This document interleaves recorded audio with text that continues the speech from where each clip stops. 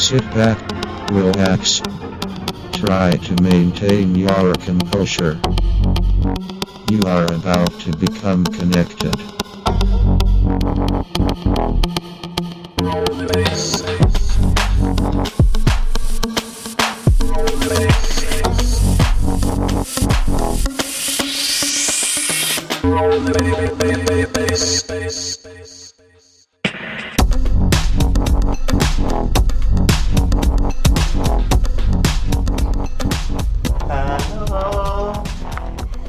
Here we are. Somebody there? Again today. We're Knock, knock. Who's there? The Connect Podcast, episode 21. Oh, fuck. I fell for that, didn't I? That's lovely. We're on episode 21. We're fully fledged and we've lost our virginity. We're adults. Now we're now serious podcasters. Podcasters, yeah. Podcasters. Sounds sexual. We cast pods We cast of knowledge out into the void of cyberspace. The abyss. Into look, I'm going to go with what you said on that. Yeah? Yeah. We cast pods We out cast into the pods. cyberspace. Yeah. Out into the cyberspace. Yeah. So I mean, what's today? Today's Saturday, is it? Today's Saturday, and it's a drizzly day outside. It's drizzly. It's nice. It's a brilliant day to sit inside and philosophise about.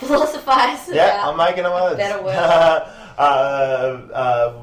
To talk about a world and a better tomorrow, and actually, what we're going to get into today is we're going to talk about the. I'm sure you've heard the term before, especially if you listen to this, but you've heard the term. What we need is we need an evolution of consciousness. Okay, for us to be able to get to the next stage of our evolutionary process, the world's been through, the human species has been through many different scenarios, which has led to us being able to evolve to a certain rate, but due to population density, the economic system causing environmental destruction in a roundabout way, so on and so forth, we are now at a stage where we need some form of evolutionary helping hand to be able to get our brains out of the competitive, market-based, dog-eat-dog, capitalist world that we live in. And we need to be able to get to a system in which we can all cooperate, live sustainably, and instead of increasing our GDP ratio by country, which is how happiness is deciphered by government, we need to be able to increase our happiness internally, which then will lead to external goodness around the world. So the problem starts with self. That's what we want to talk to today. How do you get to a mental state where you understand whatever has happened in the world has gotten us to a particular point, and for good, bad, worse, anything that's happened, it's happened, and there's nothing much we can do about it. All we can really do is turn our negatives into positives, keep the good, delete the bad, and learn from mistakes we've made in the past. Okay, personally in your personal life, and that's through to anything, relationships, economy, everything. So what hasn't worked in the past, to how can we make a better, brighter, more moral, more fair, more just system to live in the future, where everyone gets a share of the pie. No words, no socialism, no communism, none of this fucking bullshit, none of these cop-out words that people throw out there. How can we live happily and, alright, do we want to live happily?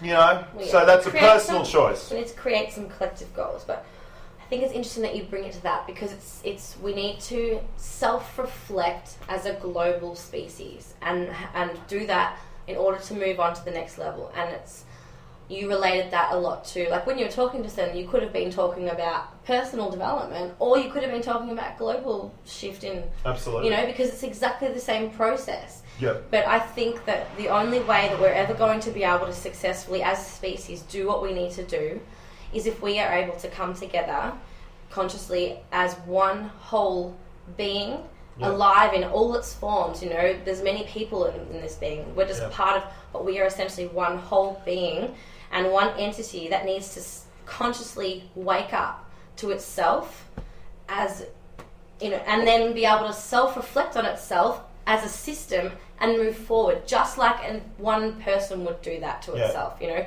you self-reflect on all the parts that make you, and then you move on. I think that we aren't yet awake as a global species, and that is the first thing that needs to happen, and that's what this wake-up phenomenon is all about. Maybe we've jumped the gun a bit. We've jumped the gun. Is there a problem that needs solving?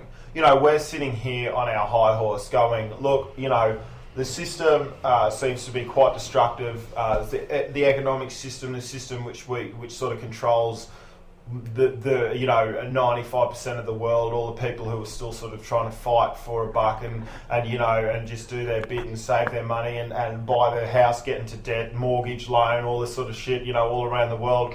You know, and I'm being pretty lenient there. You know, 50% of the world is just trying to find food. But, like, you know, the Western world, from our experience of where we came from, you know, is a lot of people would say to you, well, you know, sure, I wish I didn't have to work as much, sure, all this, talking from a personal standpoint, but is there an actual problem that needs to be fixed? You talk to people about going, the economy is possibly not the best way we could distribute goods and organise communities and social systems in, and they go, fuck you, you know, you're speaking crazy shit, you're a quack, you're a socialist, you're a communist.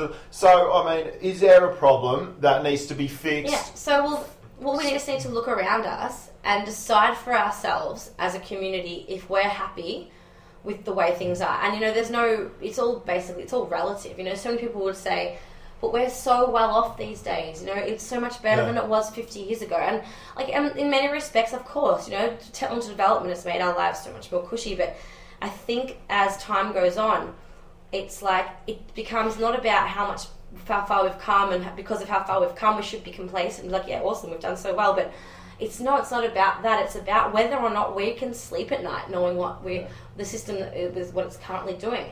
And I think I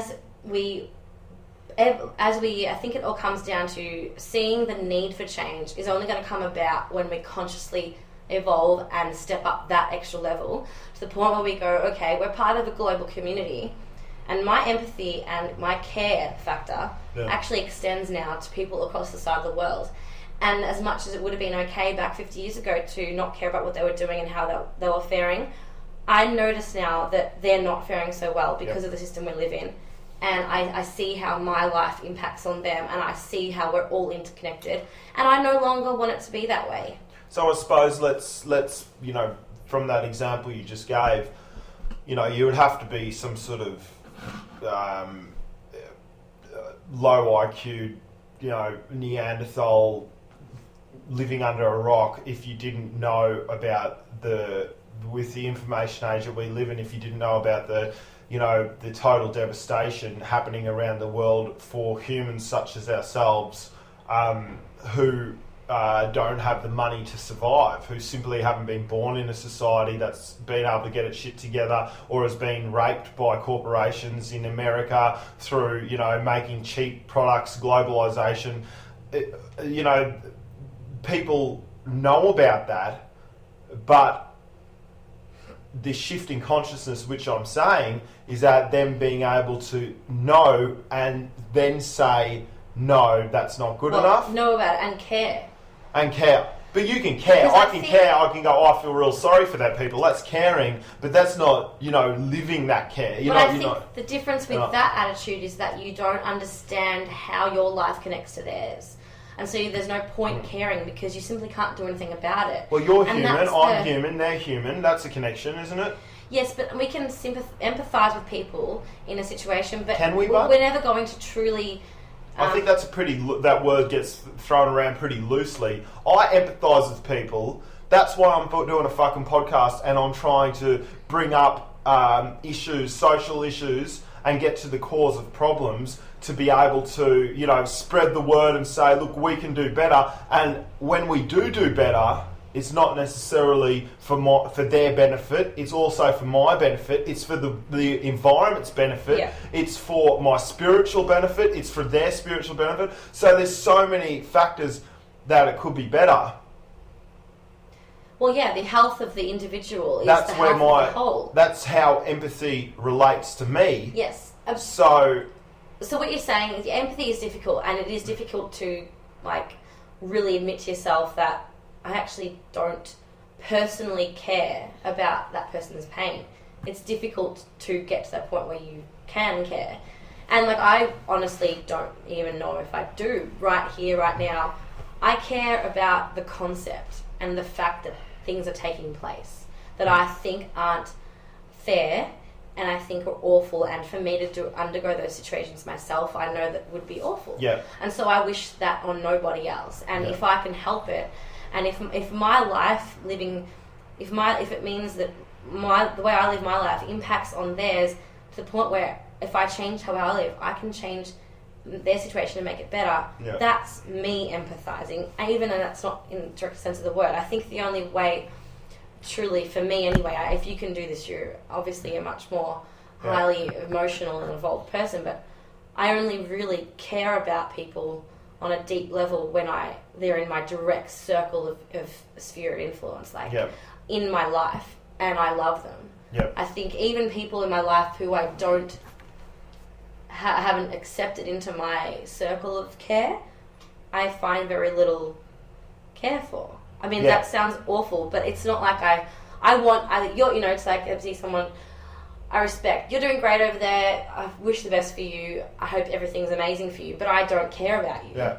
Because you've got your own little life over there, and you've got people who care about you, and it's not until I feel like the way my life impacts on others, is actually needs to be addressed because someone else is feeling pain because of that. But it's all related. That's what our economic system does. I mean, for these people to be doing all right over there in their own little neck of the woods, and that's great, you're doing well. It automatically means that there must be someone over here not doing so well. Well, the system structural inequality. The system as it is now, yeah.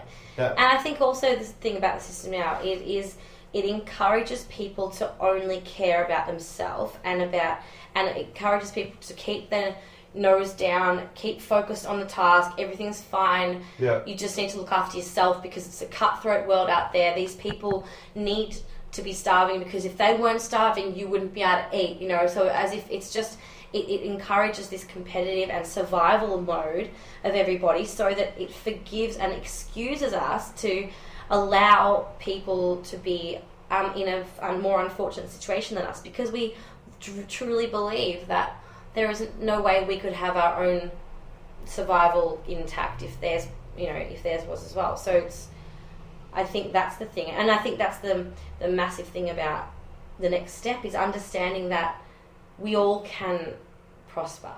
This whole survival battle, definitely, obviously, that's a part of life as we've known it because a lot of the time in tribal existences there wasn't enough for everybody, or you need to assert your hunt here and your kill, and you need to there isn't enough for everybody. But we're at a point now where there may very well be, and if that's the case, that changes everything because it removes completely the whole battle of survival between people.